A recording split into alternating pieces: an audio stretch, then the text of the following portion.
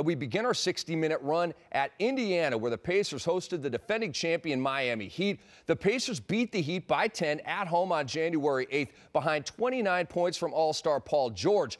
So let's head to Bankers Life Fieldhouse with Miami in first and Indy tied for fourth in the East coming in. LeBron James fourth in the NBA in scoring at 26.5. And Sam, getting off to a good start with a jam. Hey, you cannot turn the ball over when you play the Miami Heat. They feast on turnovers with leads to easy baskets and dunks.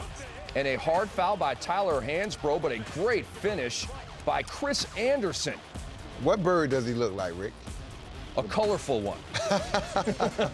A peacock. Up one. Paul George, I heard a tweak get him to the line. Nice move by Paul George. Use of the body, getting to the line. And Lance Stephenson has done an excellent job. And David West played power forward against this small lineup with the Miami Heat. He made them pay. David West had 30. Look at Dwayne Wade reversing it home. LeBron James, he's fouled by Paul George. It would go. He would make the free throw, bringing Miami within one. Then it's George Hill to David West. Sam, he hurt him all night long. Well, he just has size, that athleticism. He takes him in the post and he takes him out 15 feet. Miami just don't have an answer for a guy like that. Pacers led by 8 at halftime. Wade to James for the alley-oop. Miami was within 12. And then David West goes down and gets it and goes glass. You can just see right here, David West is having his way. I love this matchup. Paul George and LeBron James. Good defense, good step-back separation. Paul George got the better of LeBron on that play. And he put the Pacers up 71-54. Now LeBron James comes back, tells George to get off me. 360, and it goes 28 for LeBron. Well, you know LeBron's going to get his once he steps on the court. It's just what are the other Miami Heat players are going to do. Paul George, free throw line, Jay, and a little frown on the way back up the court. He had 15 points, 6 rebounds, and 6 assists, and the Pacers beat the Heat 102-89. The Pacers are now 28-19. They're 18-3 at home, 2-0 against Miami this year, winning by a total of 23 points in those meetings. The Pacers have won 2 in a row after a 3-game losing streak.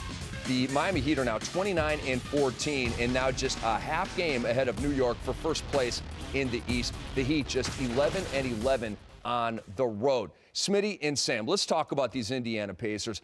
Miami came in the #1 scoring team in the East. Indiana the #1 defensive team in the East. And it looks like that defense won out. That defense is really good. They're long, they're athletic, they have some size, and I like what Frank Vogel and that coaching staff are doing. They have these young guys buying into defense, and they play the game old school way. They throw the ball inside, they take advantage of matchup, and you can see every time Shane Battier had a smaller defender, they went to David West, they went to Tyler Hansbrough. Paul George is becoming a star because I like how he's selling into his role where he can take shots, and him and David West going in and outside is a good combination for the Pacers. Well, again, I mean, Indiana is showing that why they're one of the deepest teams in the Eastern Conference, that they are going to be a viable force. But Miami has still got those questions lingering out there. Everybody keeps saying they can turn it on when they want to. But I just don't agree with that. Great teams don't do that. They meet the challenge. They send messages to teams, and they let them know that we're still the dominant team. Miami is going to have a problem with size. Indiana, when they slow the game down and don't turn the ball over and make Miami play half-court offense, they struggle. Chris Bosh, 13 points, only 2 rebounds, no block shots, no assists, no steals. All those hustle things that you want to see another guy do, they're not getting those type of things now. So the question going to be is, can Indiana take this strategy, which is working out in the regular season, if they play Miami in the playoffs, they're going to have confidence that they can beat them. Indiana out-rebounded Miami 34-25.